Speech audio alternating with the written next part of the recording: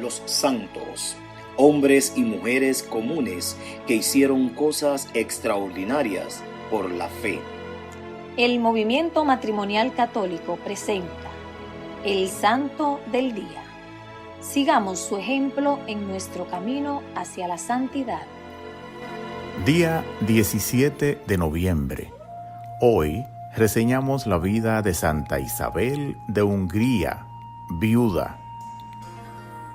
Isabel nació en el año 1207. A los 15 años fue dada en matrimonio por su padre, el rey de Hungría, al príncipe Luis VI de Turingia. El matrimonio tuvo 3 hijos. Se amaban tan intensamente que ella llegó a exclamar un día: Dios mío, si a mi esposo lo amo tantísimo, cuanto más debiera amarte a ti. Su esposo aceptaba de buen modo las santas exageraciones que Isabel tenía en repartir a los pobres cuanto encontraba en la casa. Él respondía a los que criticaban: cuanto más demos nosotros a los pobres, más nos dará Dios a nosotros. Cuando apenas tenía 20 años y con su hijo menor recién nacido, su esposo murió en un viaje a defender Tierra Santa. Isabel casi se desespera al oír la noticia, pero luego se resignó y aceptó la voluntad de Dios. Rechazó varias ofertas de matrimonio y se decidió entonces a vivir en la pobreza y dedicarse al servicio de los más pobres y desamparados.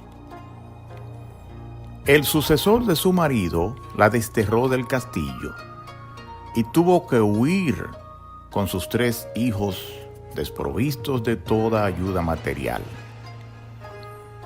Ella, que cada día daba de comer a 900 pobres en el castillo, ahora no tenía quien le diera para el desayuno, pero confiaba totalmente en Dios y sabía que nunca la abandonaría ni a sus hijos.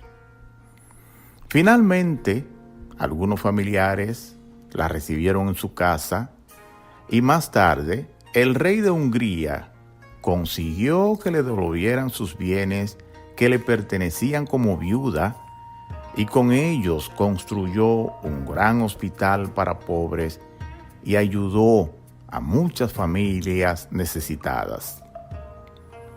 Un Viernes Santo, después de la ceremonia, cuando ya habían desvestido los altares en la iglesia, se arrodilló ante uno y delante de varios religiosos, hizo voto de renuncia de todos sus bienes y voto de pobreza como San Francisco de Asís, y consagró su vida al servicio de los más pobres y desamparados.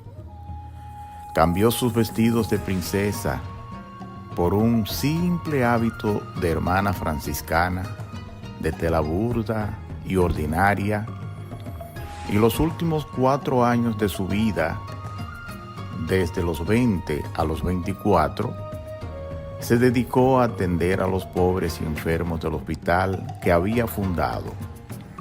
Se propuso recorrer calles y campos pidiendo limosnas para sus pobres y vestía como las mujeres más pobres del campo.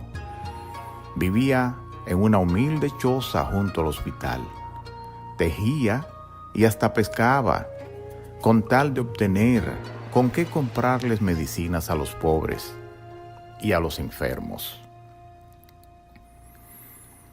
Tenía un director espiritual que, para ayudarla en su camino a la santidad, la trataba duramente. Ella exclamaba: Dios mío, si a este sacerdote le tengo tanto temor, cuanto más te debiera tener a ti si desobedezco tus mandamientos. Cuando apenas cumplía 24 años, el 17 de noviembre del año 1231, pasó de esta vida a la eternidad.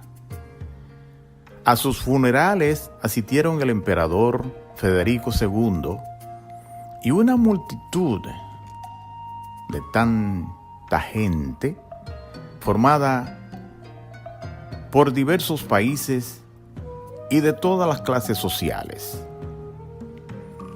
2 días después de su entierro, llegó al sepulcro de la santa un monje cisterciense, el cual desde hacía varios años sufría un terrible dolor en el pecho y ningún médico lo había logrado aliviar de su dolencia. Se arrodilló por un buen rato a rezar junto a la tumba de la santa y de un momento a otro quedó completamente curado de su dolor y de su enfermedad. Estos milagros y muchos más movieron al sumo pontífice a declararla santa, cuando apenas habían pasado 4 años de su muerte.